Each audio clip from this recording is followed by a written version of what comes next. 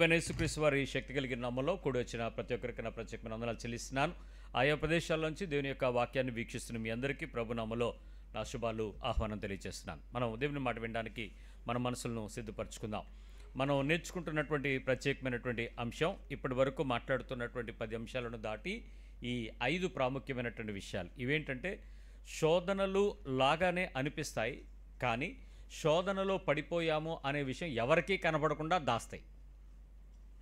శోధనలో పడిపోయేంత వరకు శోధిస్తాయి, పడిన తరువాత నువ్వు పడ్డావు అనేటువంటి విషయం ఎవరికీ కనపడకుండా రహస్యంగా భక్తిని కాపాడుకుంటూ ప్రయత్నం చేస్తూ ప్రార్థన చేస్తూ ఓ ముసుగు వేసుకొని ఆత్మీయతను మరొక రకమైనటువంటి అనుభూతిని పొందడానికి ప్రయత్నం చేస్తాం. ఈ భయంకరమైనటువంటి మోసాలు 5. ఈ 5 మోసాల్లో దేని గురించి దేనితోనైనా నువ్వు పట్టబడినట్లయితే అది నీ తప్పేమీ కాదు.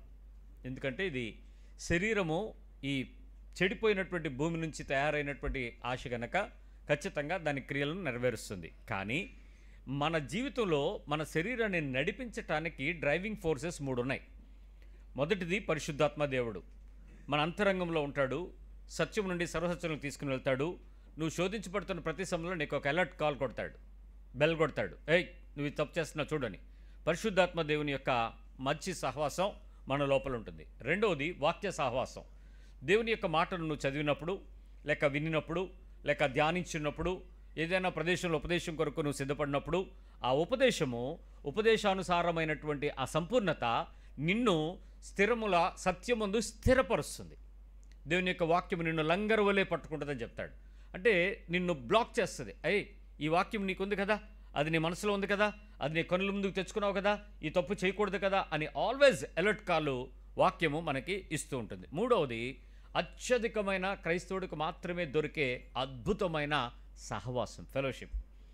2-3తో ఎప్పుడైతే మనం కలిసి ఉంటామో, ఆ మంట ఆత్మీయమైనటువంటి సహవాసంలో ఉండేటువంటి వ్యక్తులతో ఎప్పుడైతే మనం కలుసుకుని ఉంటామో, ఒక మనిషి పడిపోయినప్పుడు ఒంటరివాడు పడిపోతాడు, రెండోవాడు ఏం చేస్తాడు, వాడిని లేపుతాడు. సో వెంటనే ఆ మంచి సహవాసంలో ఉండడాన్ని బట్టి నీ బలహీనతలో నువ్వు జారిపోతున్న వేళ నిన్ను ధైర్యపరిచి ప్రోత్సాహపరిచి స్థిరపరిచి నడిపించి బలపరచడానికి ఓ సహవాసం అనేది ఒక వ్యక్తిగా నీ పక్కన ఉంటాడు. మిగిలిన పరిస్థితుల్లో ఏ మతము కూడా నీకు సహవాసాన్ని ప్రోత్సహించదు. నిన్ను ఒక గుంపు కట్టమని చెప్పుద్ది, ఆ కమ్యూనిటీతో సహవాసం చేయమని చెప్పుద్ది. అంటే నీకు కావాల్సిన విషయాలను నెరవేర్చుకోవడానికి అక్కడ ఒక కమ్యూనిటీలో ఉండాలి అని చెప్పుద్ది. కానీ క్రైస్తవ్యం మాత్రం నీ సహోదరుని యొక్క బాధ్యత నీదే అని చెప్పుద్ది. నీ సహోదరుడు చెడిపోయినప్పుడు, తప్పిపోయినప్పుడు, పాడైనప్పుడు, బలహీనుడైనప్పుడు ప్రోత్సహించి ధైర్యపరిచి నడిపించి బలపరచాల్సిన బాధ్యత నీ పొరుగువానికి నువ్వు కాపలవాడివే అని చెప్పుద్ది వాక్యం. కాబట్టి 3 అద్భుతమైన సహవాసాలని విశ్వాస జీవితం ఎప్పుడూ కూడా పోగొట్టుకోకూడదు. ఈ పరిస్థితుల్లో ఈ 5 రకాల బలహీనతలు మనల్ని తెలియకుండానే విపరీతమైన ఒత్తిడిలోనికి తీసుకొని వెళ్ళి రహస్యమందు శోధించుచున్నటువంటి ఆ పాపంగా మనలో మారుస్తుంది. మొదటి పాపము మనం గడిచిన వారం విన్నాము. దాచుకోలేని శోధించబడేటువంటి ప్రార్థనల్లో మొదటిది వ్యభిచార సంబంధమైన మనస్సు, ఇల్లీగలిటీ, ఇంకా చెప్పాలంటే ఫార్నికేషన్, జారత్వము, ఇంకా చెప్పాలంటే అడల్టరీ. ఇలాంటి పాపం అనేది బయటికి ఎవరి కాళ్ళు కప్పుకొని ఎవరికి ఏమీ లేదన్నట్లు, నాకు అసలు ఇదేం తెలీదు అన్నట్లు, నాకు నా భర్త నా భార్య తప్ప నాకు ఇంకో ప్రపంచం లేదన్నట్లుగానే ఉంటారు. కానీ కన్నులు దాని పని చేస్తాయి, శరీరం దాని పని చేస్తుంది, మాటలు నోరు దాని పని చేస్తుంది, మనస్సు దాని పని చేస్తుంది.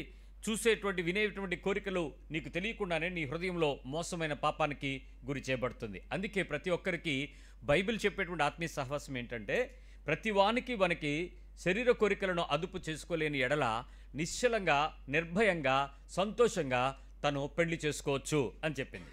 అంటే వివాహం ద్వారా జరిగే పరిస్థితి ఏంటి, లైంగిక అపవిత్రతకు అవకాశం కలిగించే ఏ సమయమైనా ఆ లైంగిక వాంఛను తీర్చుకునేటువంటి పరిశుద్ధముగా చేసినటువంటి వివాహ వ్యవస్థలోకి ప్రవేశించు అని అర్థం. అంటే వివాహ వ్యవస్థలో ఆ కోరికను బట్టి బలహీనమైన మనస్సాక్షితో కూడా శరీరంతో కూడా అపవిత్రపరచుకోకుండా ఉండగలగాలి అని అంటే పరిశుద్ధమైన సహవాసపు జీవితంలోనికి నువ్వు ప్రవేశిస్తే ఆ ప్రాబ్లం దాటేస్తావు. కాబట్టి ఆ బలహీనత ఎప్పటికీ దాటాలి అని అంటే అపవిత్రమైన కోరికలకు అవకాశం ఇవ్వకుండా వివాహ పరిశుద్ధ జీవితంలోనికే నివసించాలి.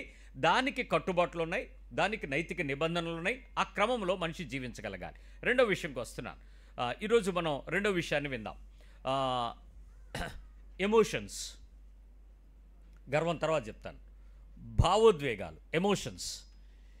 నా 5 విషయాలు మరొకసారి గుర్తు చేసుకుందాం. మొదటిది ఏంటది? వ్యభిచారం, గర్వము, భావోద్వేగాలు, ధనాపేక్షలు, అధికారం. ఈ 5 కదా బలహీనతలు. ఈరోజు ఎమోషన్స్ గురించి విందాం. ఇది ఎందుకో చాలా ప్రాముఖ్యమని పరిశుద్ధాత్మ దేవుడు నన్ను ముందుకు తీసుకొని వచ్చి మాట్లాడమని ప్రేరేపిస్తూ ఉన్నాడు. అందును బట్టి వాట్ ఈజ్ ఎమోషన్స్? అసలు నీలో భావోద్వేగాలు ఉన్నాయని నీకు తెలుసా? ఏ రకాలైనటువంటి భావోద్వేగాలు నీ శరీరాన్ని ఏలుబడి చేస్తున్నాయి? లేక నీ కంట్రోల్లో నీ ఎమోషన్స్ ఉంటాయా? ఎమోషన్స్ కంట్రోల్లోకి వెళ్తే నువ్వు నీ మాట నువ్వే అనవా? మీ కంట్రోల్లో మీరుంటారా? మీ భావోద్వేగాల కంట్రోల్లో మీరుంటారా? మీరు అంటే నేను, లేక నేను ఒక శరీరం, ఒక మనస్సు, ఒక పరిపూర్ణుడు, అన్నీ మీ కంట్రోల్లో ఉంటాయా? మీ శరీరం చెప్పే స్పందనలన్నీ మీ కంట్రోల్లో ఉంటున్నాయా? మీరు చెప్పినట్టుగా మీ శరీరం స్పందిస్తుందా? అది నా ప్రశ్న. అవునా కాదా? భావోద్వేగాలు మీ కంట్రోల్లో లేవా? ఎమోషన్స్ మీ కంట్రోల్లోనే ఉంటాయా? ఏడవాలనుకున్నప్పుడు ఏడవగలరా? Very good. ఆపాలన్నప్పుడు ఆపగలరా? నవ్వాలన్నప్పుడు నవ్వుతారా? నవ్వుతారు. ఆపే అన్నప్పుడు ఆపుతారా? అసలు అది నవ్వకూడని సందర్భం అన్నప్పుడు నవ్వు వస్తే ఆపగలరా? మరి అదే భావోద్వేగం మీ కంట్రోల్లో ఉండడం అంటే. నీ శరీరంలో చాలా రకాల స్పందనలు ఇన్బుల్ట్ పెట్టాడు దేవుడు. విచిత్రమైన విషయం ఏంటో తెలుసా? ఓవరాల్గా 34,000 భావోద్వేగాలు శరీరంలో పెట్టాడు దేవుడు. ఎన్ని? 34,000 ఎమోషన్స్ ఉన్నాయి నీ బాడీలో.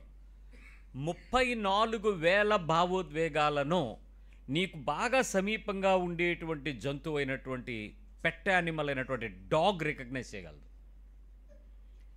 నా పక్కన నేను పెంచుకునే నా కుక్క చిన్నప్పటి నుంచి నా దగ్గర పెరిగినా, వేరే సహవాసం నుంచి నా దగ్గరికి వచ్చినా, నా బాడీలో కలిగే 34,000 ఎమోషన్స్ని డాగ్ క్యాచ్ చేస్తుంది.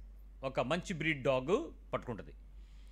మరి ఇప్పుడు ఆలోచించండి, 34,000 ఎమోషన్స్ని మనం బయటికి దాయకుండా ఆపినా ఒక యానిమల్ రికగ్నైజ్ చేయగలుగుతుంది. అసలు నీలో 34,000 ఆ భావోద్వేగాలను నేను అదుపు చేయగలుగుతున్నాను, లేక నేను కంట్రోల్ చేయగలుగుతున్నాను లేదు అనేటువంటి విషయం నీకు ఎంతవరకు అర్థమవుతుంది? సో ఈ భావోద్వేగాలకు మనకు వచ్చే నష్టం ఏంటి? దీనివల్ల మనకు వచ్చే పాపం ఏంటి? ఏం జరుగుద్ది నష్టం? Let me tell you one brief issue. ఎప్పుడైతే నీ శరీరంలో ఈ భావోద్వేగాలను నీవు అదుపు చెయ్యకపోతే, అంటే నీ బాడీని పెట్టినప్పుడు బాడీ లోపల పెట్టాడు దేవుడు. ఓ శరీరాన్ని నిర్మించినప్పుడు శరీరం లోపల భావోద్వేగాలను పెట్టాడు.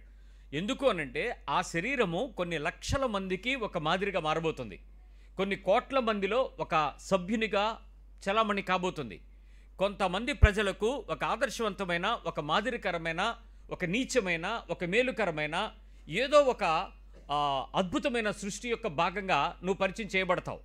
ఈ పరిచయం చేయబడుతున్నటువంటి ఆ ప్రపంచపు సృష్టిలో, ఆ చైన్ లింక్లో ఒక భాగము అయిన నీవు ఇతర భాగాలతో కలిసి స్పందించాల్సి వచ్చినప్పుడు నీలో ఉండేటువంటి ఆ మేలుకరమైనది కానీ లేక బలహీనమైనది కానీ ఆ క్రియ దేవుని పక్షముగా దాన్ని ఎలా ఉపయోగించుకోవాలో తెలియటానికి ఇన్ని వేల రకాల భావోద్వేగాలు బాడీలో పెట్టాడు. నన్ను స్తబ్దుగా తయారు చేయాల. ఒక కార్పెంటరు, ఒక శిల్పి, చెక్క వడ్రంగి వాడు చాలా చక్కగా ఒక బొమ్మని, కొండపల్లి బొమ్మలు ఉంటాయి చూసారా, చెక్క బొమ్మలు, కొండపల్లి బొమ్మలు అంటారు, లక్క పిడతలు తయారు చేస్తూ ఉంటారు. దానిలో ఒక చాలా ప్రపంచంలో పేరు పొందినటువంటి ఒక బొమ్మ ఉంది. అది భరతనాట్యం చేసే ఒక అమ్మాయి బొమ్మ. అది ఏం చేస్తూ ఉంటుంది? తలకాయ ఊపుద్ది, నడుము ఊపుతుంది. దాన్ని ఏం చేశారు? దాన్ని ఒక చిన్న బ్యాలెన్స్ స్ప్రింగ్కి అటాచ్ చేస్తారు. దాని మీద అది బ్యాలెన్స్ చేస్తూ ఉంటుంది. అది బొమ్మే, జీవం ఉందా దానిలో? కానీ నాట్యం చేస్తున్నట్టుంది. భావోద్వేగాన్ని పలికించగలదా? కానీ నాట్య భంగిమను చూపిస్తుంది, కానీ ఎమోషన్ అది ఎక్స్ప్రెస్ చేయదు. కానీ అది ప్రపంచంలో పేరు పొందింది. భారతదేశంలో నుంచి వెళ్ళినటువంటి ఆ కొండపల్లి అనే ప్రాంతం నుంచి వచ్చినటువంటి ఆ బొమ్మ, అది ఎమోషన్ దానిలో రాదు. కానీ ఆ ఎమోషన్ చూసినప్పుడు మనిషి దానికి తగినట్టుగా స్పందిస్తాడు. సో ఈ స్పందనలో భాగంగా ఈ ప్రకృతిలో ఒక శరీరాన్ని తయారు చేసినప్పుడు దేవుడు దేవుని యొక్క ప్రక్రియ కొరకు, దేవుని యొక్క రాజ్యం కొరకు ఉపయోగపడేటట్లు తయారు చేసిన నీ శరీరం, ఆ దేవుని నీతిని మాత్రమే నీ శరీరం నుంచి వెల్లడి చేయాలని కోరుకున్నాడు ఆయన. నా బాడీని పెట్టినప్పుడు, భూమి మీదకి తెచ్చినప్పుడు, దీన్ని దేని పర్పస్ కొత్తగా తయారు చేశాడో ఆ పర్పస్కి అది ఉపయోగపడేటట్లుగా దానిని సిద్ధపరచాలని దేవుడు ఆలోచన చేశాడు. ఇప్పుడు నీవు నీ బాడీని ఆయన సిద్ధపరిచిన దానికి నువ్వు ఉపయోగిస్తున్నావా లేదో ఎలా తెలుసుకోవాలో ఒక మాట చెప్తా. నేను మార్నింగ్ ప్రేయర్ అయిపోయిన తర్వాత ఓ సహోదరి తన 2 పిల్లల్ని తీసుకుని వచ్చింది, నాతో మాట్లాడుతోంది. ప్రేయర్ అంతా అయిపోయింది, అందరూ వెళ్ళిపోయారు. లాస్ట్ వరకు వెయిట్ చేశారు, చాలా ఓపికగా ప్రేమగా నాతో తన సమస్య గురించి ఏదో మాట్లాడుతూ ఇలా జరిగిందని, ఇలా అయింది అని చెప్తుంది. ఈ విషయాలు చెప్తూ ఉంటే పక్కన ఆ 2 పిల్లలు, చిన్నపిల్లలు, అంటే బహుశా పాప ఏమో యూకేజీ, బాబు ఏమో 2nd స్టాండర్డ్ అయ్యి ఉండొచ్చు. ఆ స్టేజ్లో ఉన్నారు, ఇద్దరికి మధ్యలో గ్యాప్ ఉంది. వాళ్ళ అమ్మ వైపు నుంచి ఇలా తొంగి చూసి ఆ పిల్లడితో దోబూచులాడుతుంది. ఆ పిల్లోడు ఈ పిల్లని మళ్ళీ వాళ్ళ అమ్మ చుట్టూ పరిగెడుతున్నారు. పక్కన నేను కూర్చుని ఉన్నాను. వాళ్ళిద్దరూ ఆడుకుంటున్నారు. ఈడేమో ఆ పిల్లని కొడుతున్నాడు, ఆ పిల్ల ఏమో అని గిలుతుంది, ఈడేమో నవ్వుతున్నాడు, ఇలా వాటర్ బాటిల్తోని ఎలా ఆడుతున్నాడు. అక్కడ ఆ తల్లి వాళ్ళిద్దరు హే ఊరుకోండి అంటుంది. వాళ్ళిద్దరు ఆఫ్ చేయలేకపోతున్నారు. వాళ్ళిద్దరు ఎందుకు ఆ సమయంలో కొద్దిసేపు కూడా వాళ్ళు ఆగలేకపోతున్నారు అని అంటే మీరు ఏం కారణం చెప్తారు చెప్పండి? తల్లులు అయితే ఒక కారణం చెప్తారు, తండ్రి ఇంకో కారణం చెప్తాడు. తల్లి ఏం చెప్పుద్దో తెలుసా? ఈ పిల్లలు బాగా అది ఏంటో దాని పదం అల్లరి చేస్తున్నారు. ఇక్కడ పెళ్లి కాని పిల్లలు ఎవరైతే ఉన్నారో, వివాహం కావాల్సినటువంటి భవిష్యత్తులో చేసుకోబోతున్నటువంటి మీకు ఎలా ఉంటుందంటే వాళ్ళ అమ్మాడిని లాగిపెట్టి కొట్టచ్చు కదా అన్నట్టు ఉంటుంది. ముట్టికాయ పెట్టి కూర్చోబెట్టాల్సింది, ఎందుకు అలా అల్లరి చేస్తుంది మాట్లాడుకుంటూ ఎందుకు అనిపిస్తుంటుంది. ఆల్రెడీ గర్భాలు వచ్చినటువంటి తల్లులు పెళ్ళైపోయి ఇక ఫస్ట్ ఇష్యూ ఇక నిన్న మొన్న ఖర్చు చేయించుకుని ఉన్నారు కదా, వీళ్ళు రెడీగా వాళ్ళు ఏమనుకుంటారు తెలుసా? మా పిల్లల్ని ఇంక నేను వాళ్ళలాగా పెంచను అనుకుంటారు. ఈ తల్లులు అలాగే అనుకున్న వాళ్ళే, వీళ్ళు ముందు అలాగే అనుకున్నారు. ఇప్పుడు నెక్స్ట్ వాళ్ళే వస్తారు లైన్లోకి వచ్చిన వాళ్ళు. సంతోషం అలాగే ఎలాగైనా నా కూతురు అన్నట్టే ఉంటుంది. మీ వల్ల కాదు, తేడా జరుగుద్ది, కొంచెంసేపు తర్వాత జరుగుద్ది. ఇప్పుడు ఈ 3 స్టేజ్ల్లో ఫస్ట్ స్టేజ్లో పిల్లలు కలిగినటువంటి తల్లులు పిల్లల్ని వాళ్ళు ఏం చేయలేకపోతున్నారు అంటున్నారు. ఇప్పుడు పెంపకం కరెక్ట్గా ఉంది, భక్తి కరెక్ట్గా ఉంది, విశ్వాసం కరెక్ట్గా ఉంది, చదువులు కరెక్ట్గానే ఉన్నాయి, కానీ అల్లరి వాళ్ళ శరీరంలో ఆపచేయకపోవడానికి కారణం ఏంటి అంటే మీ కంట్రోల్లో పిల్లలు ఉండరా? మనం చెప్పింది వాళ్ళకి అర్థం అవ్వదా? లేక అలా ఉండాలని వాళ్ళకి తెలియదా? వాళ్ళు కూర్చోబెట్టడానికి ఎన్ని సాహసాలు చేయాలి అంటే వాళ్ళు చిన్నపిల్లలు కదండి అనేద్దామా? స్కూల్లో మరి అలా కూర్చుంటున్నారా? వాళ్ళు 8 గంటలు కూర్చుంటారా లేదా? అంటే కొట్టేస్తారా టీచరు? అంటే ఇక్కడ పాస్ట్ గారు కొట్టరానా? కొట్టకూడదనా? కొట్టద్దని నేనే చెప్తాలే. సో ఏం చెప్పాలి? ఇక్కడ ఎవరిని ఏమీ బాధ్యులు చేయలేం. బట్ ప్రతి కుటుంబంలో ఈ సమస్య ఖచ్చితంగా జరుగుద్ది. మీకు తెలుసా, నీ భావోద్వేగము అల్లరితో కూడి బయటకు వచ్చి అవసరమైనప్పుడు ఆనందించమని చెప్పేటువంటి ఒక చిన్న బిడ్డతో సమానం. That is what an emotion which you cannot control ever self. చెప్పాలని ఉంటుంది, చెయ్యాలని ఉంటుంది, ఆపేద్దామనుకుంటుంది. నీ వల్ల కాదు.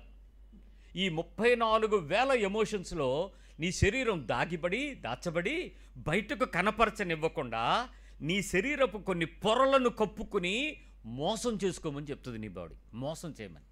అలాగని యథార్థంగా ఉందామంటే బూతులు, బయటోడు తిట్టేస్తాడు, అసహించుకుంటాడు, నీతో స్నేహం చేయడు, నీ సహవాసం చేయడు, ఈడితోనా ఆమెతోనా అన్నట్టు ఉంటుంది. అలాగని మనం దాన్ని ఏం చేయాలి? కవర్ చేయడం ప్రయత్నం చేయాలి. ఎన్ని కవరింగ్లు వేసినా అదేమో పిల్లల్లాగా అల్లరిలో బయటేస్తూనే ఉంటుంది. టైం దొరికితే పస్. స్కూల్లో 10th క్లాస్ వరకు నేను లీడర్గా పనిచేస్తాను మా స్కూల్లో, క్లాస్లో లీడర్ని. ఆ లీడర్ సిఆర్లో ఇప్పుడు వచ్చి నీ పేర్లు, అప్పుడు లీడరే.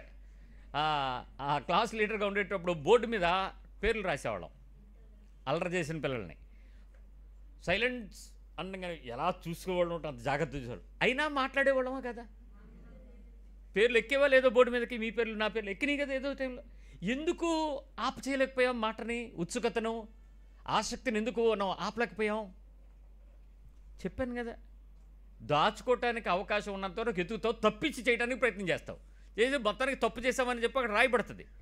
పరిశుద్ధ గ్రంథంలో కూడా ఆత్మీయ జీవితంలో ఈ భావాన్ని వ్యక్తీకరించడానికి నీకు ఎంత స్వేచ్ఛ ఉన్నప్పటికీ కొన్ని పరిస్థితుల మధ్యలో యథార్థతను, ప్రేమను దాటి భావోద్వేగాన్ని దాస్తే అది పాపం అవుతుంది. అది యథార్థత మరియు ప్రేమ, ఈ రెండింటి మధ్యలో నీ భావోద్వేగం పనిచేయాలి. ఈ రెండింటిని దాటి ఏ లైన్ బయటికి వెళ్ళినా దట్స్ ఎ సిన్. నువ్వు కవరింగ్ ఇచ్చుకో, ఏమైనా చెయ్యి, ఆ కవరింగ్ని దేవుడు యాక్సెప్ట్ చేయడు. ఇట్స్ ఎ సిన్ అంటాడు, పాపం అంటాడు. కాబట్టి ఇది దాచుకోలేని భయంకరంగా శిక్ష తెచ్చేటువంటి ఈ పాపపు మోసం నుంచి బయటకు వద్దాం. లెట్ మీ టెల్ యూ, మొట్టమొదటిగా నీ ఈ భావ వ్యక్తీకరణ ఎలా ప్రారంభిస్తుంది అంటే ఫస్ట్ ఆఫ్ ఆల్ థాట్. నీ మనసులో వచ్చినటువంటి ఆలోచన. రెండవది శరీరంలో జరిగే స్పందన, బాడీలో జరిగే కెమిస్ట్రీ. ఇది ఏ పార్ట్లో అయినా జరగచ్చు. తిట్టాలనిపించినప్పుడు చెయ్యి ముందు లెగుస్తుందా, నా మాట ముందు వస్తుందా? తిట్టాలనిపించింది, పదం జారుతుందా, చెయ్యి లెగుస్తుందా, కాళ్ళు లెగుస్తుందా? మాటే కదా. తిట్టేదానికి కేంద్రం ఏది? ఆలోచనలో మాటలు స్టార్ట్ అయిపోయినాయి, హృదయం నిండిపోయింది, నోటు బయటికి తెచ్చేస్తుంది. నోటు బయటికి తెచ్చిన తర్వాత బహుశా అవసరమైతే చెయ్యి లెగుస్తాం కొట్టడానికి, చెడ్డానికి. పరిస్థితిని బట్టి మారిపోతూ ఉంటుంది. అలాగే మొదటిది ఆలోచన, రెండోది స్పందన, మూడోది ప్రవర్తన లేక క్రియ. There it exposes your act of deed. క్రియారూపకమైనటువంటి పనిని కొనసాగించడానికి అక్కడ ప్రారంభమవుతుంది. ఈ భయంకరమైనటువంటి పరిస్థితి ఆలోచనను, స్పందనను, క్రియను, ఈ మూడింటికి మధ్య ఖచ్చితంగా 2 గీతలు ఉండాలి. మొదటిది యథార్థత, ప్రేమ. ఈ రెండింటిలో నుంచి దాటి నువ్వు ఏది చేసినా పాపమే, ఏది చేసినా పాపమే. స్త్రీలరా పురుషులరా, మీ ఇద్దరికి ఒక చిన్న విషయం చెప్తాను, మీరు పరీక్షించుకోండి. పెళ్ళైన రోజు, పెళ్ళైన నెల, నీ భర్త గురించి, నీ భార్య గురించి నీకున్న డ్రీమ్ ఏంటి?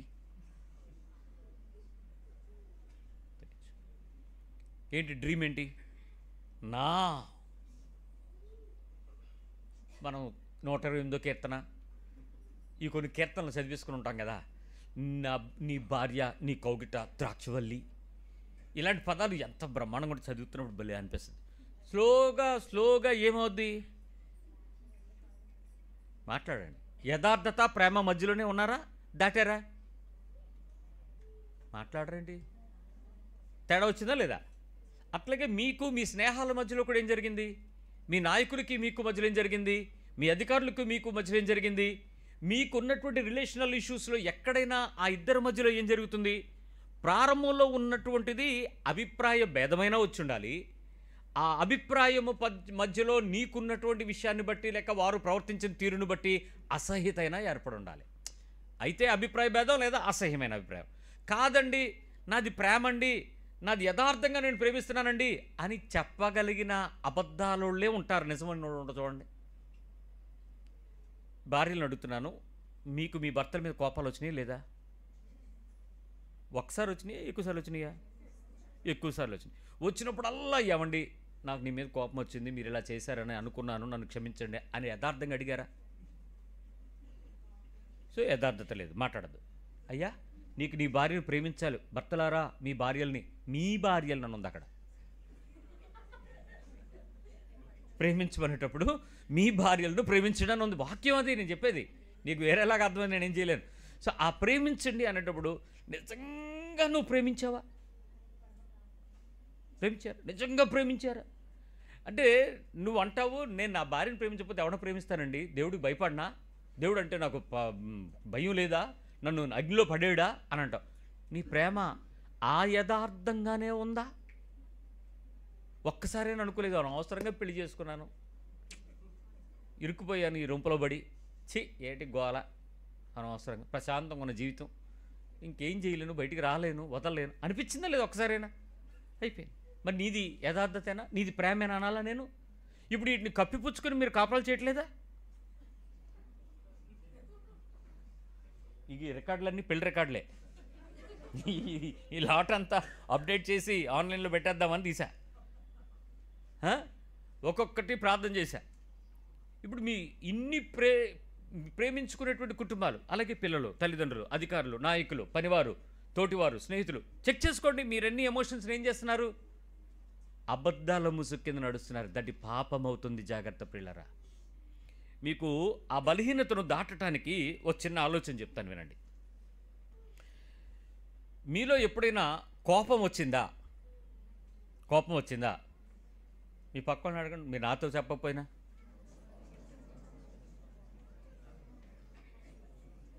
ఏం చెప్పారు సమాధానం?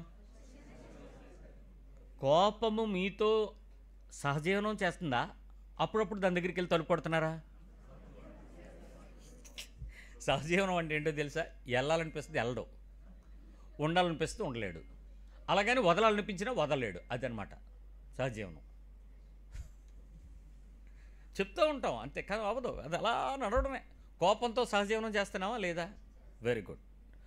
సంతోషం, ఆనందం అంటే తెలుసా నీకు? రెండు ఒకటే, చిన్న చిన్న తేడా ఉంది. అంటే సంతోషం అనేటువంటి పదాన్ని మీరు అనుభవించాలి అన్నా, ఆనందం అనేటువంటి పదాన్ని మీరు అనుభవించాలి అన్నా, రెండింటి మధ్యలో ఒక చిన్న వ్యత్యాసం ఉంది. ఆనందించటం అనేటువంటిది నీ అంతర్గతంలో నుంచి పుట్టగలగాలి. అంతరంగంలో నుంచి నువ్వు ఉన్న దానిని అనుభవించినప్పుడు నీకు కలిగేది ఆనందం. సంతోషం అనేది ఏంటంటే ఖర్చు పెట్టి కొనుక్కుంటే వచ్చేది సంతోషం. You can buy your happiness, but you can feel enjoyment. అది ఆనందం. అది నేను ఆనందించగలగాలి అంతే. ఎక్కడికైనా వెళ్తే, దేన్నైనా చూస్తే, దేన్నైనా తింటే, దేన్నైనా పట్టుకుంటే, దేనితోనైనా ఉంటే ఆ ఆనందం నాకు కలగాలి. అంతేగాని ఆనందాలు కొనుక్కున్నావంటే నీ కర్మ. ఎన్ని కోట్లు పెట్టినా నీకు ఆనందం దొరకదు. అదవుతుంది నా మాట. వింటున్నారు అందరూ? మూడో విషయం, విచారం దుఃఖం తెలుసా మీకు? పెయిన్ఫుల్ గ్రీవ్, దుఃఖము, విచారం.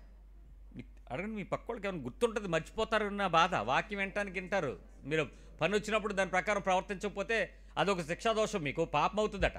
వినుమట్టు వారమై ఉండి దాన్ని అనుసరించకపోయినలా మీకు పాపం కలుగునని రాసింది. ఆ బాధ లేకుండా ఉండాలని మాట్లాడిస్తాను. కోపగించుకోకండి. అందుకే ఎవరి పక్కన కూర్చోవాలో ముందే చూసుకుని కూర్చోండి. ఇప్పుడు మాట్లాడండి. కోపం దుఃఖం ఉన్నాయా లేవా? అయిపోయింది. కోపము అయిపోయింది, సంతోషం ఆనందం అయిపోయింది. విచారము దుఃఖం. విచారంగా ఉండట, దుఃఖపడుట రెండు మీకు తెలుసా లేదా? అంటే నాకు కావాల్సింది నాకు దొరకకపోతే వచ్చేది విచారం, అది ఇంకోటి దొరికితే నాకు వచ్చేది దుఃఖం.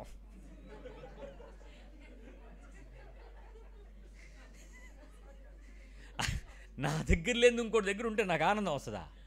దుఃఖం కలుగుద్ది. దేవుడు అన్యాయస్తుడైపోతాడు ఆ టైంలో.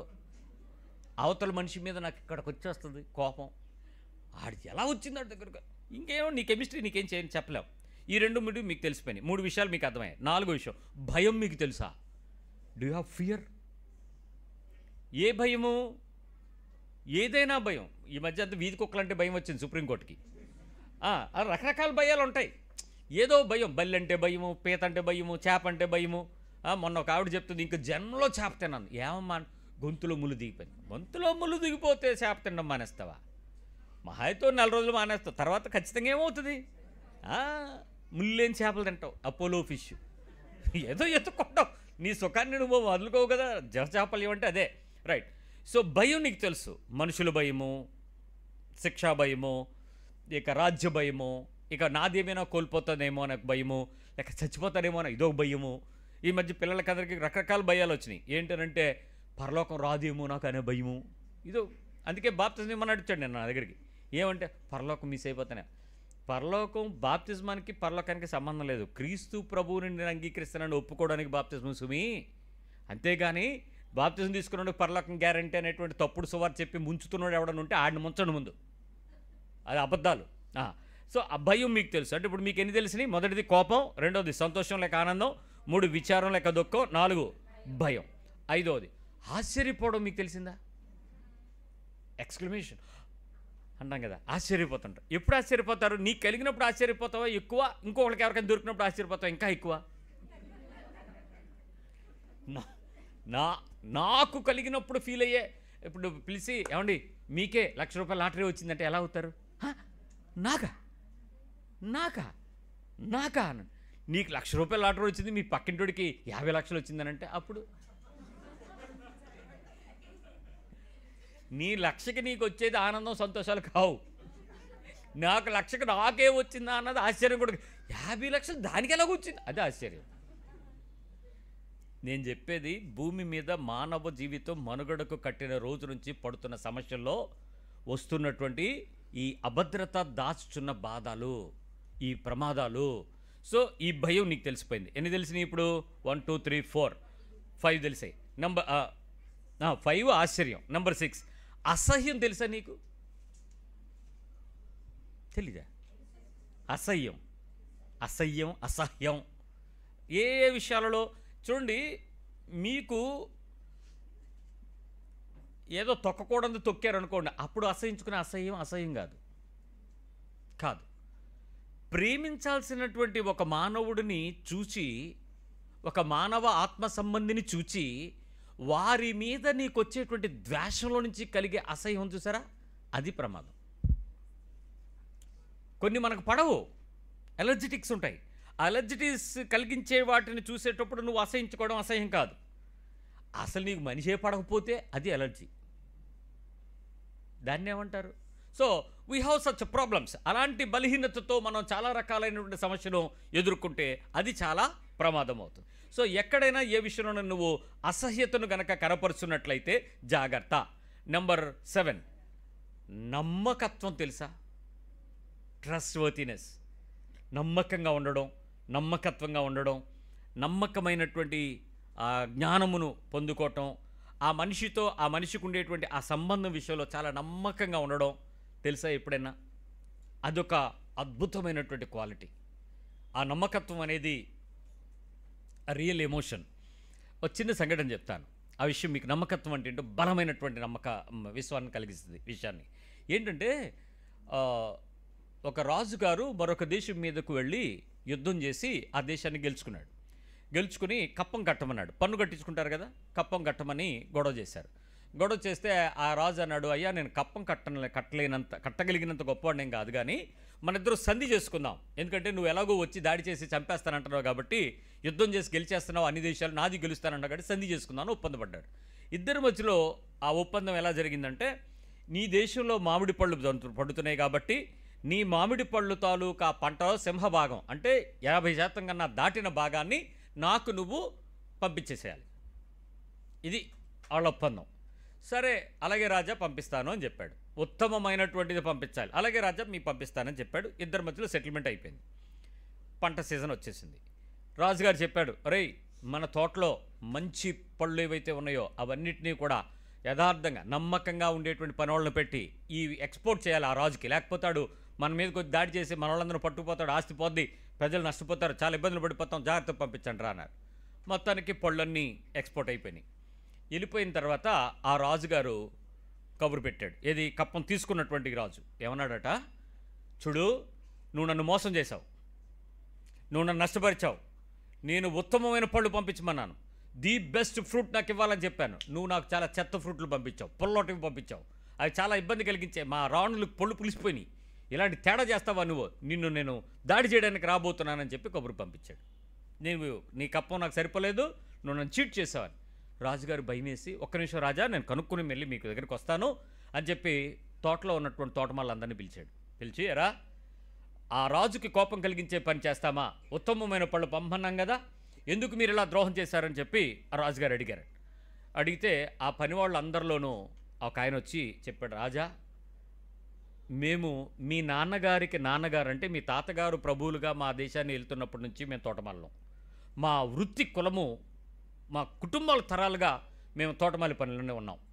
అయితే మా తండ్రులు మాకు నేర్పించిన ఈ వృత్తిలో మేము ఎప్పుడూ కూడా అబద్ధం ఆడలేదండి, తప్పు చేయలేదండి, లోకానుసారమైన ప్రవర్తనలో మేము దొంగతనం చేయలేదండి. ఒక విషయం మేము చెప్పగలం రాజా, ఈ పళ్ళైతే మీరు అడిగారో, ఏదైతే రాజుల కొరకు ఏర్పాటు చేసిన ఆ తోటల యొక్క ఫలాలు ఉన్నాయో, ఆ ఫలాలలో వాసన చూసినా కూడా దాని తాలూకా నాణ్యత తగ్గిపోద్దేమోనని ఏ రోజు కూడా కింద పడిన పండును కూడా ముట్టుకోలేదు మేము, చెట్టు నుంచి తీసిన దానిని రుచి కూడా చూడలేదు, అయ్యో కుళ్ళిపోయిందని కూడా, అయ్యో ముగ్గిపోయిందే అని చెప్పి దాన్ని మేము చేతులతో తాకటానికి పిల్లల దగ్గరికి తీసుకురాలా. మేము పెద్దలమైన మేము తోటలో నమ్మకమైనటువంటి కాపలా మేము చేసి ఆ ప్రదేశంలో ఉండి ఆ పంట అంతటిని జాగ్రత్తగా సమకూర్చి వాటన్నిటినీ తీసుకొచ్చి రాజుగారికి ఇచ్చాను తప్ప ఒక్కరోజు కూడా నోటితో రుచి చూసి ఎరగిన వాళ్ళం కాదయ్యా, దాని రుచి ఏంటో కూడా మాకు తెలియదు. మా తాతగారు ఏం చెప్పారంటే, ఈ పండ్లు మనం ముట్టకూడదు, ఇది రాజుగారి ఫలాలు, తోటలో మనం బతుకుతున్నామంటే వారు ఇచ్చేటువంటి జీతాన్ని బట్టే బతకాలి, ఆ పండుని ముక్కు వాసన చూసినా తిన్నా కూడా చచ్చిపోతారు, జాగ్రత్త, రాజుగారికి ద్రోహం చేసిన వాళ్ళతో అని చెప్పారయ్యా. మేము ఆ రోజు నుంచి ఈ రోజు వరకు నమ్మకంగా ఉన్నాం. ఆ రుచి ఏంటో మాకు తెలియదు, ఆ వాసన ఏంటో మాకు తెలియదు. దాన్ని చూసేటప్పుడు మూతురికి ముక్కులకి గుడ్డలు కట్టుకుని ఆ పండుని జాగ్రత్తగా తీసుకొచ్చి ప్రతి పండు లెక్క చెప్పి మీకు దివాణంలో అప్పగించాం. దానివల్ల నష్టం కలిగిందేమో నాకు తెలియదయ్యా, మమ్మల్ని క్షమించండి ఆ తోటమాలలో అందరూ వచ్చి చెప్పారట. రాజుగారు అన్నారట, ఇలాంటి నమ్మకమైన పనివాళ్ళు నాకున్నారే, వీళ్ళు చాలు నాకు ఆస్తి, యుద్ధం చేస్తాను ఆడితో, వాడొచ్చి నా మీద దాడి చేయని, ఇలాంటి నమ్మకమైన పనివాళ్ళతో నా కోటలో ఉన్నటువంటి ఈ పనివాళ్ళ కోసమైనా నేను చావడానికి రెడీ అవుతా. ఎందుకంటే ఇంత నమ్మకమైనటువంటి వ్యక్తులు నా రాజులో నా దివాణంలో ఉండడం ఒక రాజుగా నేను గర్విస్తున్నాను అని యుద్ధం చేయడానికి రెడీ అయ్యాడంట అవతల శత్రురాజుతో. ఆలోచించండి, నమ్మకత్వం అంటే ఏంటి? నిన్ను నమ్మితే దేనికైనా నీతో వారికి ఆ భరోసా ఉండాలి. అలా ఉన్నామా?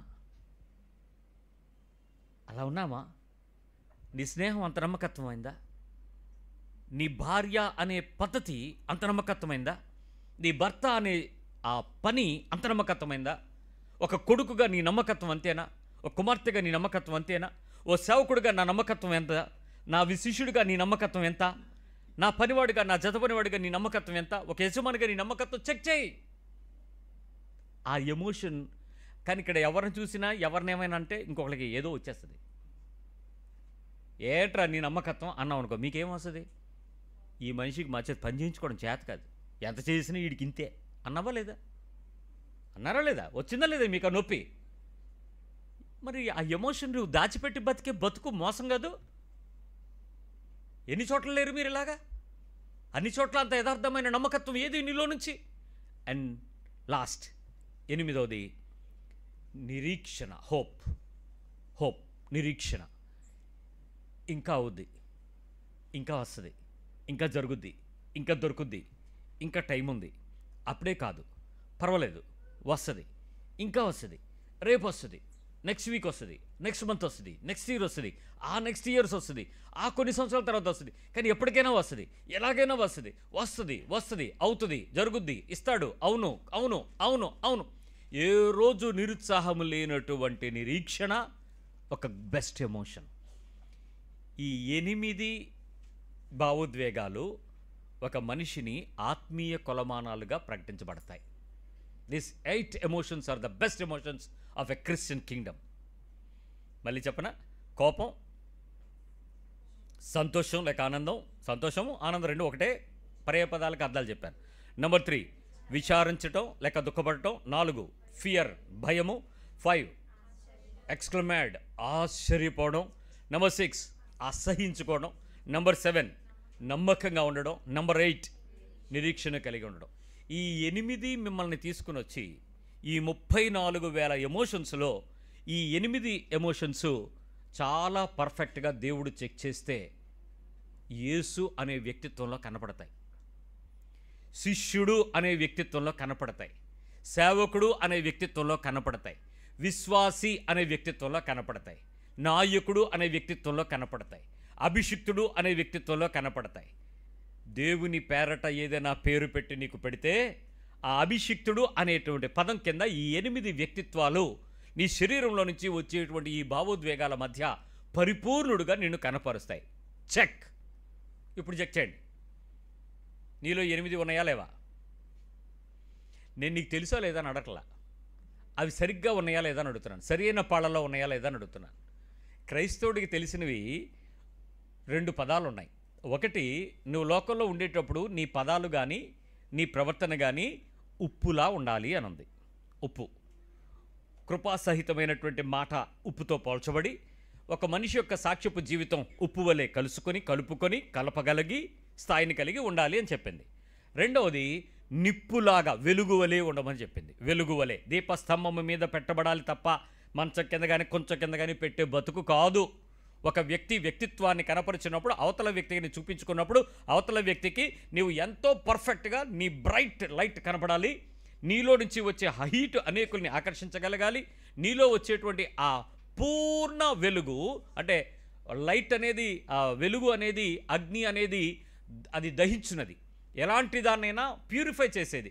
అలాంటి ప్యూరిటీగా నీ వెలుగు కనపడగలగాలి. చెప్పండి ఇప్పుడు ఈ ఎమోషన్స్ 8 నేను చెప్పినటువంటి ఉప్పులోను నీవు చెప్పిన నువ్వు అనుకుంటున్న నిప్పులోను మధ్యలో ఉంటే ఖచ్చితంగా అదేమో వాల్యూగా ఉంటుంది, ఇదేమో ప్యూరిఫైడ్గా ఉంటుంది. అలాంటి ఎమోషన్స్ మధ్యలో మన విశ్వాస జీవితం కాపాడుకున్నామా? ఎప్పుడైనా ఉన్నామా? అలాగా అనుకుంటున్నాము, ఉన్నామని.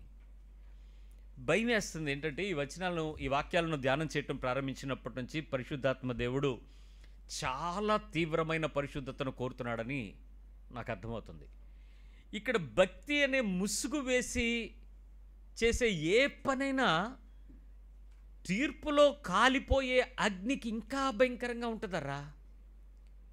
మొన్న వారం ఒక వీధిలోంచి వెళ్తూ ఉండేటప్పుడు సాయంత్రం 6:30 అయింది. మిరపకాయలు, ఉప్పు, ఎంటుకలు తిప్పుతుంది ఒక ఆవిడ. పిల్లడు తిప్పేసి పు అంటుంది. అది పు అంటునేటప్పుడు దాని ఎదురుగా నేనున్నాను ఆ చీకట్లో.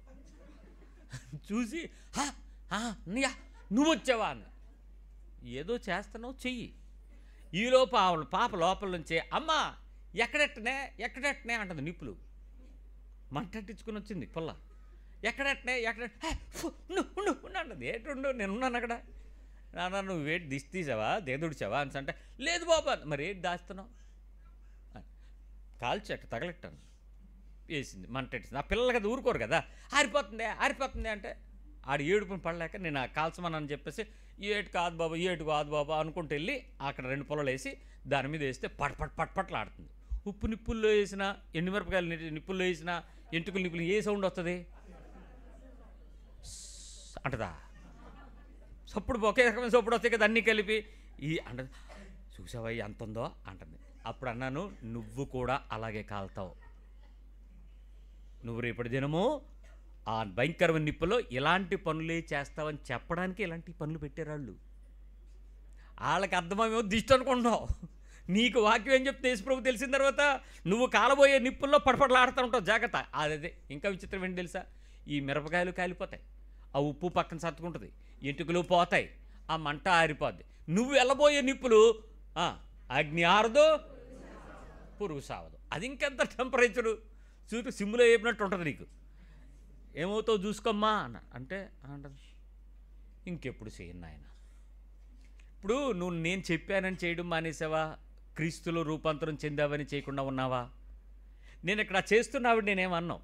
ఎందుకంటే ఆవిడ రక్షణ సరైనది కాదు, మూలం సరైన లేదు, క్రీస్తులో సరిగ్గా నిలబడలేదు. లోకంలో ఉన్నారు, తాళ్ళు కట్టుతారు, ఇలాంటి పనులన్నీ చేసేవాళ్ళు. ఆవిడ పల్లెటూరు, చదువుకోలేదు, వదిలేసే. ఆ పిల్లల కన్నా అంటే ఆ తల్లి చేసినటువంటి పని గురించి పిల్లలు దాన్ని ఖండించకపోతే ఏమనాలి? వీళ్ళు చదువుకున్నారు కదా, ఇలాంటి చేయకూడదు, ఇది మనకు తప్పు, ఇది తప్పు చెప్పాలి కదా. ఇప్పుడు దాని గురించి కూడా నాకు అభ్యంతరం లేదు. వాళ్ళు చేస్తున్నటువంటి ఆ పని యొక్క భావమా ఇక్కడ ఎవరైనా మనకి అలాంటిది ఏదైనా చేస్తే నేను అక్కడ ఆ దిగదుడుపు మాత్రమే చెప్పటంలా. ఏదైనా షార్ట్కట్ మెథడ్స్లో మీకు త్వరితమైనటువంటి సమాధానము, స్వస్థత, శీఘ్రమైన విడుదల దొరుకుద్ది అని అంటే అలాంటి అభ్యాసాలు మనం కూడా చేస్తే బాగుందనే ఫీలింగ్ ఎప్పుడైనా ఎవరికైనా కలిగిందా? ఫీలింగ్ ఎప్పుడైనా కలిగిందా? మీకు నా అర్థం కాలన్నట్టుంది, నేను వివరించనివ్వండి. 3 సార్లు ఫెయిల్ అయ్యాడు ఆ పిల్లడు. ఒక సబ్జెక్టు 3 సార్లు ఫెయిల్ అయ్యాడు. ఏదో ఇంజనీరింగ్ డ్రాయింగ్ అంట. 3 సార్లు ఫెయిల్ అయిన తర్వాత 3 సార్లు వస్తున్నాడు. ఎరా అయ్యిందా అని అంటే అన్నాడు. నేనేం మాట్లాడకుండానే అన్నాను అవుతుంది లేదని. 2వ సంవత్సరం అయిపోయింది, 3వ సంవత్సరం అయిపోయింది, ఇంక బయటకు వచ్చేస్తే ఇంకా పాస్ అవ్వాలి. ఆడికి ఎగ్జామ్స్ అని నాకు మీకు తెలుసా లేదో, పిల్లలైనటువంటి మీకు ఎప్పుడు పరీక్షలో మీకన్నా క్యాలెండర్ నాకు తెలుసు ఎక్కువ. Because I pray for you people. నా దగ్గరకు వచ్చే పిల్లల యొక్క పరీక్షలు వీళ్ళు వచ్చి నాకు ముందే ఈ దూతలు చెప్తాయి FA1 SA1 అని. వీళ్ళు ముందే నాకు చెప్తారు కాబట్టి వీళ్ళ గురించి ప్రార్థన చేస్తాను, ఈ పిల్లల గురించి. ఈ పెద్దోళ్ళ సంగతులు అన్ని టైం టేబుల్స్, క్యాలెండర్స్ అన్నీ తెలుసు కాబట్టి ఈ టైంలో ప్రేయర్స్ అవుతాయి, ప్రేయర్ చేయాలని ప్రార్థన చేస్తుంటారు. వీడికి ఎగ్జామ్ డిప్లొమా పిల్లడు ఎగ్జామ్స్కి వెళ్తున్నానని చెప్పాడు. వీడికి ప్రేయర్ ఉంది, వీడేంటి డ్రాయింగ్ కూడా రాలేదేంట్రా అని చూస్తున్నాను. వాళ్ళ అమ్మగారిని పిలిచి బాబుగారు ఏడి రాలేదు చర్చికి అని అంటే చదువుకుంటున్నాడు బాబా అంది. ఆ పక్కన వాళ్ళ కూతురు ఇలా చూసింది వాళ్ళ అమ్మకేసి. మీరు చూడనివి నా కళ్ళను పడతాయి. మీరు ఎలాంటి వాళ్ళైనా నాకు తెలియదు, దేవుడు ఎందుకో ఆ కళ్ళు అలా తెరుస్తాడు ఆ టైప్కి.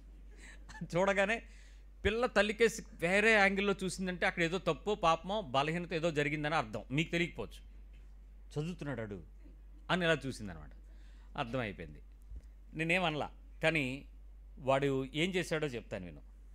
వేరే పాస్టర్ గారు పెన్నులు హాల్ టికెట్లో ప్రార్థన చేస్తున్నారంటే ఈడి పెన్ను కోసం హాల్ టికెట్ కోసం ఆయన దగ్గరికి వెళ్ళాడు ఆ రోజు. 3 సంవత్సరాలకు పాస్ అవ్వట్లేదు కదా, అక్కడికి వెళ్తే ఏమవుతాడు? నీకు కూడా అలాంటప్పుడు ఏదైనా షార్ట్ కట్ టెక్నిక్స్ ఏమైనా దొరికితే చేస్తే బాగునని ఎప్పుడైనా అనిపించిందా? ఇన్ని సంవత్సరాల నుంచి చర్చికి వెళ్తున్నావు, ఇదిగో అంటారు పెళ్లి ప్రకటనలు అందరూ చదువుతున్నాయి, నా చదవట్లేదు, ఆ పాస్టర్ దగ్గరికి వెళ్తే పెళ్ళి అయిపోతున్నాయి అంటే అని వెళ్ళాలనిపిస్తే ఏటి దయ్యపు శోధన, చెవుల్లో ఏదో వినపడుతుంది, రాత్రి లేపుతుంది, సొప్పుళ్ళు వస్తున్నాయి, గల్లు గల్లుమంటుంది, పాస్గాని రమ్మంటే ఆలివ్ గ్రీన్ గారు రారు. అలా ఆయన దగ్గరికి వెళ్తే రాత్రి వచ్చి ఉపవాస ప్రార్థన చేసేస్తాడు ఇంట్లోని వెళ్తే అనిపించిందా? ఈ స్వస్థత ఏటి స్వస్థత? ఎన్ని సంవత్సరాల నుంచి స్వస్థత? ఒక్క రాత్రి అయినా బెల్లంపల్లి వెళ్ళిపోతే ప్రార్థనలు స్వస్థలు వచ్చేస్తాయి అంటే వెళ్ళిపోతే అనిపించిందా? నేనేమి అడ్డదారులు అంటలేదు. ఈతేనా నీ మనసులో ఆవిడ దాచుకోలేక తూ అని ఊసింది, నువ్వు ఊయలేదు, అంతే తేడా. ఇప్పుడు నీలోనూ కొన్ని ఎమోషన్స్ ఉన్నాయి. ఏంటి? ఈ విషయాలలో ఒక దేవునితో కూడినటువంటి ఒక నమ్మకత్వాన్ని దాచుకుంటూ ఇక్కడికి వచ్చి ఇంకెక్కడికైనా వెళ్ళి ఆదివారం మందిరంలోకి వచ్చి కార్యక్రమాల్లో ఉండి పద్ధతులన్నీ చేస్తూ లోపల ఒక రకమైన క్రూరుడుమైన నువ్వు మారు మనసు పొందకపోతే నీ ఎమోషన్ ఏమంటాడు దేవుడు? చెక్ చేయండి. ఇలాంటివి ఎన్నో లేవు మనకి. అంటే ఈ 8 ప్రధానమైనటువంటి లక్షణాలను దేవుడు పరీక్షించినప్పుడు భయంకరంగా మన విషయాల్లో శోధించబడతాం. ఒకసారి 1 యోహాను పత్రిక 3వ అధ్యాయము 18వ వచనం చదువుదాం. 1 John 3:18. చిన్నపిల్లలారా, మాటతోనూ నాలుకతోనూ కాక క్రియతోనూ సత్యముతోనూ ప్రేమింతుము. ఏదైనా మనం చేసేటప్పుడట భక్తిని చేసేటప్పుడు ఎలా చేయమని చెప్పాడు? చిన్నపిల్లలారా, మాటతోనూ నాలుకతోనూ కాక క్రియతోనూ సత్యముతోనూ ప్రేమింతుము. ఇందువలన మనము సత్య సంబంధులమని ఎరుగుదుము. సత్యానికి సంబంధించిన వారమని ఎరగాలి అని అంటే మనము సత్యముతోనే సంబంధం కలిగి ఉండేటట్లుగా చేయాలి. సత్యము అనే పదానికి మనం కొన్ని నానార్థాలను చెప్పుకోవచ్చు. మనం చేసేది ఎంతలాగా ఉండాలంటే నిజాయితీగా ఉండాలి అనొచ్చా? సత్యాన్ని కరెక్ట్గా ఉండాలి అనొచ్చా? అదే సరిగా అనే పదాన్ని మనకు సరిగ్గా అంటే తెలుగు బాగోదు, ఇంగ్లీష్లో కరెక్ట్గా అంటే బాగుంటుంది. ఆ పని కరెక్ట్గా చేయాలి, అటు ఇటు చేయొద్దు అంటామా? ఇప్పుడు మీరు చెప్పండి, మాటతోనూ నాలుకతోనూ. మాట పెదాల నుంచి వస్తుంది, నాలిక ఎటుబడి తడి తిరుగుద్ది, అందుకని 2 సార్లు అన్నాడు. మాట నాలుక 2 కలిపే పని చేస్తాయి. కానీ పెదాల నుంచి వచ్చేటువంటి మాట నాలుకను నేనా అలాగా నానా నేను అన్నాను కానీ నీవు అలాగెందుకు అర్థం చేసుకున్నావు అనగలదా నాలిక. కానీ పదము బయటకు తీసుకొచ్చేటప్పుడు పెదవుల్లో నుంచి వచ్చేటువంటి ఉచ్చారణ దాన్ని మార్చలేం, అది రికార్డ్ అవుతుంది. కాబట్టి మాటలతో చెప్పేయటం కాదు, నాలుకతో నీకెందుకు ఇదిగో అదిగో అని చెప్పేయటం కాదు. కాకపోతే ఎలా చేయాలి? క్రియతోనూ సత్యముతోనూ ప్రేమింతుము. ఆ పనిని మనం ప్రేమించేటప్పుడట ఎలా చేయాలట? క్రియారూపకంగా ఉండాలి, సత్యరూపకంగా ఉండాలి. ఇందును బట్టి మనం ఎవరమి అనేది చెప్తుంది. ఇప్పుడు మీరు ఆలోచించండి, మీ ఎమోషన్స్ని సత్యము సంబంధమైనటువంటి పనులుగా మీరు జరిగిస్తున్నారా, అసత్య సంబంధులుగా చేస్తూ సత్య సంబంధులుగా కనపడాలని ప్రయత్నం చేస్తారా? మనం చేసే పనులు, ఈ 8 పనులు, నీకు ఎవ్వరి మీద కోపం లేదా? మీ పక్కన అడగండి ఒకసారి, నా వైపు చూస్తే బాధపడతారు లేదా? బాగా కోపం వాళ్ళు గుర్తు చేసుకోండి. గుడ్. ఆ కోపం ఉన్న వ్యక్తి గుర్తొచ్చాడు కదా, అసహ్యం వచ్చిందా ప్రేమ వచ్చిందా వాళ్ళ మీద? ఈ బాగా కోపం ఉన్న వ్యక్తి మీద నీకు కలిగిన ఫీలింగ్ ఏంటి అంటే ఇప్పుడు భావోద్వేగాలు 2 నీ లోపల దాయట్లేదు. Very good. ఒకసారి కళ్ళు మూసుకోండి, ప్రభువా అని పిలవండి. నన్ను ప్రేమిస్తున్నందుకు వందనాలని చెప్పండి. నన్ను క్షమించినందుకు కృతజ్ఞతలని చెప్పండి. నన్ను నువ్వు క్షమించినట్టు నేను క్షమించేస్తున్నందుకు స్తోత్రాలని చెప్పండి. పోనే చెప్పారా? మాటతో చెప్పారు. ఇప్పుడు క్రియది ఆయన ఏమన్నాడు? ఆయన మిమ్మల్ని క్షమించునులాగా మీరును ఒకరినొకడు. ఇప్పుడు మీకు కోపం వచ్చింది కదా, అసలు కోపమే రావడానికి వీల్లేదు, వచ్చేసింది. కారణాలు బోల్డ్ ఉన్నాయి, దాని మీద అసహ్యత యాడ్ అయిపోయింది. ఇప్పుడు మాటతోనూ క్రియతోనూ, ఇప్పుడు మనం నాలుగుతోనూ మాటతోనూ కాక క్రియతోనూ సత్యముతోనూ. ఇప్పుడు సత్య సంబంధివి అని నీకు ఎప్పుడు తెలుస్తుందో చెప్తాను నేను. నా వైపు చూడండి, లేదు చూడండి. ఇప్పుడు ఆ అసహించుకున్న ఆ కోపం కలిగినటువంటి వ్యక్తి నీ ఇంట్లోకి వచ్చింది. పలకరింపులో యథార్థత ఉంటుందా? ఏంటంటే ఎంత పబ్లిక్గా ఇన్ని సంవత్సరాల తర్వాత కూడా ఉందని అంటున్నారు. ఇప్పుడు పగోడైనా ఇంటికి వస్తే మంచినీళ్ళు ఇవ్వాలా, ఆదరణ మాట పలకాలా, ప్రేమగా ముద్దు పెట్టుకోవాలా, మీ ప్రేమ నిష్కపటంగా ఉండాలా, పవిత్రమైన ముద్దు పెట్టుకునే కొన్ని పనులు చేయాలా? అలాగా ఉంటుంది. బైబిల్ ఎవడు చేస్తాడు అన్నట్టు ఉంది.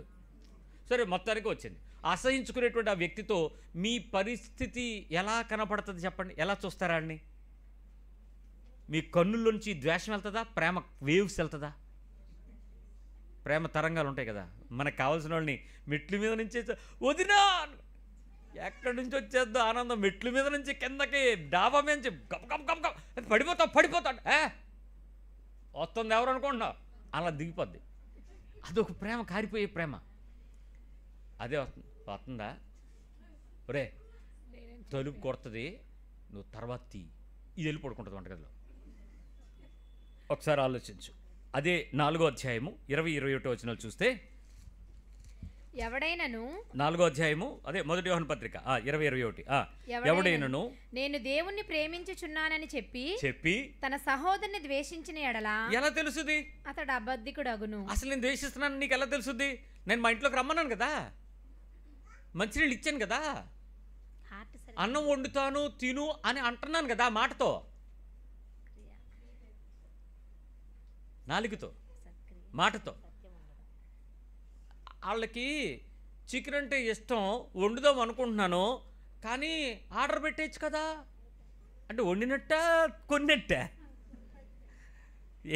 ఏం చేద్దాం అన్నట్టు, వండుదామని ఉంది కానీ జొమాటోలో ఆర్డర్ పెట్టే అంటే నేను తప్పించుకుంటాను, అది ఏమన్నా తేడా పాడైతే దాన్ని కడుపు పోద్ది, అది చచ్చిపోద్ది, పోనీ దరిద్రం వదిలిపోద్ది, నేను పెట్టాను అనిపించుకుందాం. రకరకాలుగా కొంతమంది ఎంత ప్రేమగా ఉంటారంటే, మొన్న ఒకసారి మా అమ్మగారు అంటున్నారు, రే ఇవన్నీ ఏం చేయనురా అని. అవన్నీ ఏంటో తెలుసా, అప్పుడప్పుడు పెళ్ళిళ్ళకి పేరెంటాలకి చుట్టాలకి వచ్చినప్పుడు పెట్టిన జాకెట్ ముక్కలు, అవి కుట్టించుకోవడానికి పనికిరావు, అవి కుట్టించుకుని వేసుకుందామంటే సైజు సెట్ అవ్వు, కానీ అవి ఏం ముక్కలు, పెట్టుడు ముక్కలంట. అంటే పెట్టామని పేరుకి ముక్క, అది దేనికి పనికి రాకపోతే, అది కలరు సెట్ అవ్వక, అదేమో కొలతా సరిపోక, అదేమో మరి ఏం చేయాలరా అంటే ఏం చేస్తావు? నేను కూడా ఆలోచించింది, ఏం చేయాలి, కరెక్టే. ఇప్పుడు ప్రతి చీరకే ఓ జాకెట్ ముక్క దాంతోనే వచ్చేస్తుంది. మీరు ఇంకోటి కొనుక్కొని చేయించుకోవాలన్నా ఏదైనా 5,000 తక్కువ లేదు. ఈ పెట్టే 2x2లు మీకేం పనికి వస్తాయి ఇంత ముక్కలు? అది ఏం చేయండిరా అంటే నేను అలా చాలాసేపు ఆలోచించాను. అమ్మ ఏదో ప్లాన్ చేద్దాం వీటికి. వాళ్ళు నిజంగా పెట్టారా, పెట్టుడికి పెట్టారా? అది క్రియ, సత్యమా క్రియ ఉంది కానీ దానిలో ఏం లేదు. ఒక్క నిమిషం నీ ఎమోషన్ ఒకసారి జ్ఞాపకం చేసుకు. ఇలాంటి పనులు ఎన్ని యాశాలు క్రైస్తవులుగా చేస్తున్నారు మీరు.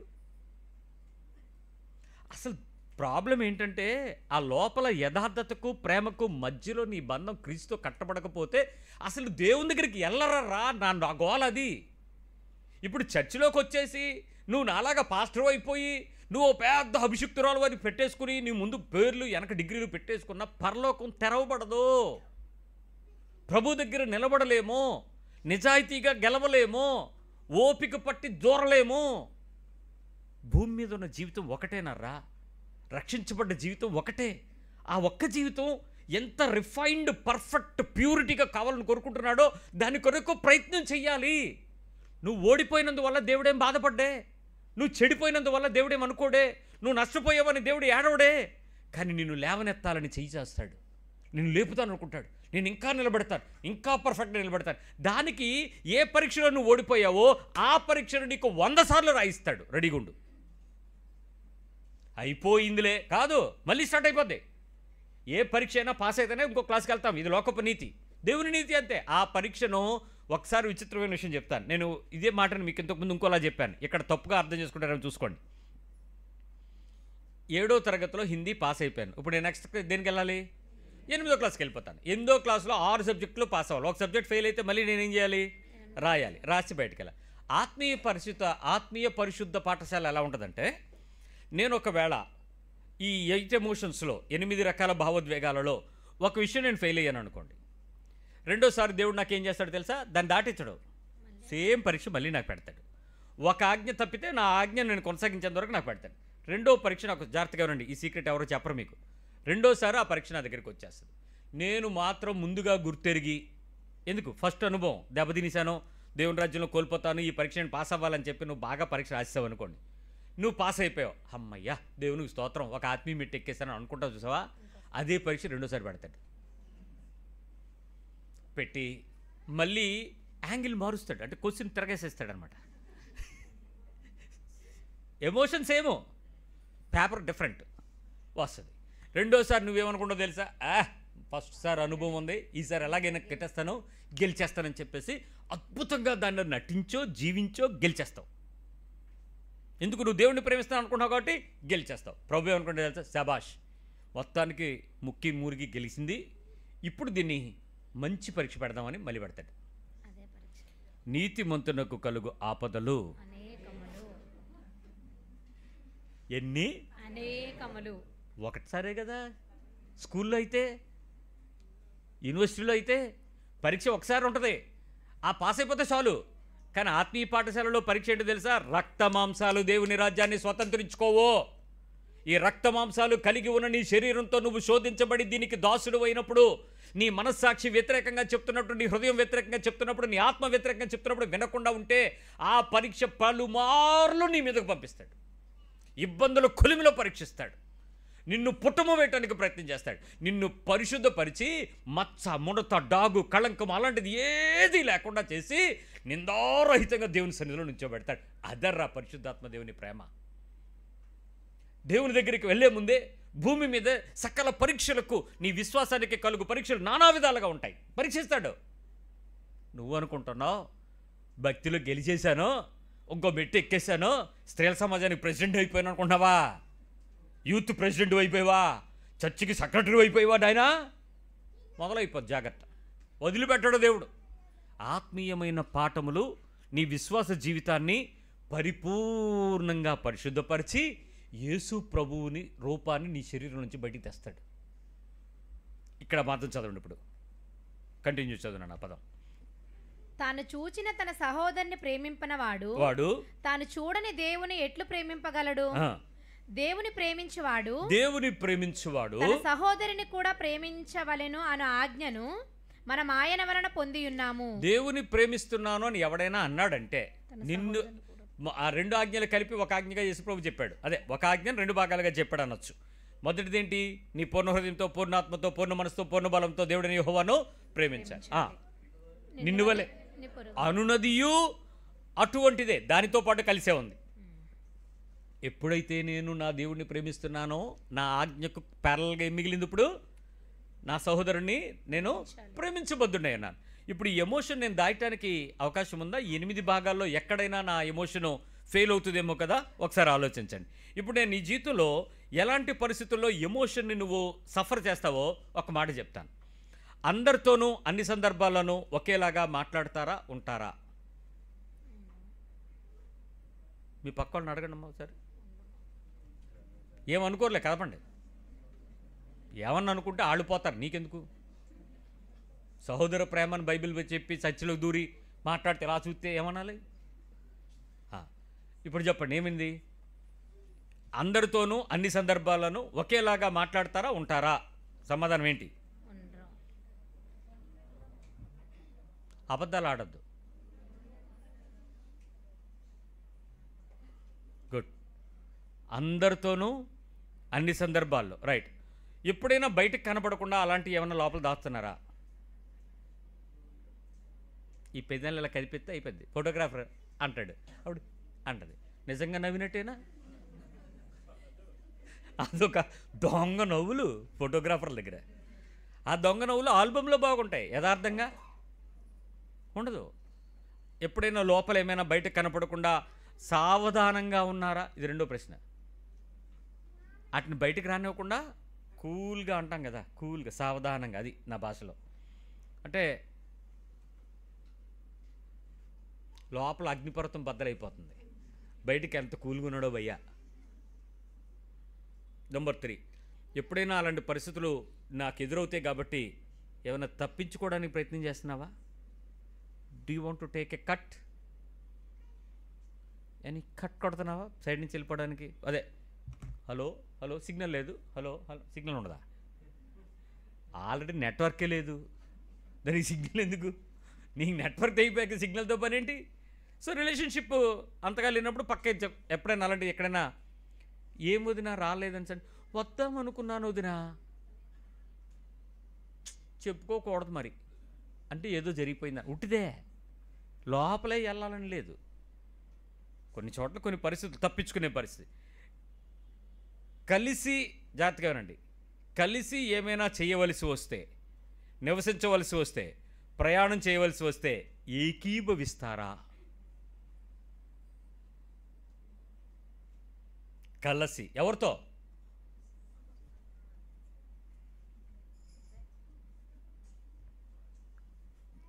ఉన్నారు కదా. దేవుడిని మాత్రం ప్రేమించేస్తున్నాం, కానీ ఇప్పుడు మనకి సహోదరుడు కనపడుతుంటే పరిస్థితి వేరుగా కనపడుతుంది. కలిసి ఏమైనా చెయ్యాలి, నివసించాలి, ప్రయాణం కూడా చేయాల్సి వస్తే ఏకీభవించగలరా? ఎడతగిన నొప్పులు కలుగుతాయండి అప్పుడప్పుడే. ప్రయాణం మనందరం బయలుదేరుతున్నాము, మా వదిన కూడా కారులో వస్తా, మీరు వెళ్ళిపోండి, నేను పొద్దున్నే బయలుదేరిపోతాను. ఏంటి ప్రాబ్లము? వదినతో ప్రాబ్లము. వదినతో ప్రాబ్లం కూడా కాదు, కలిసి కారులో ప్రయాణం చేయటం ప్రాబ్లం.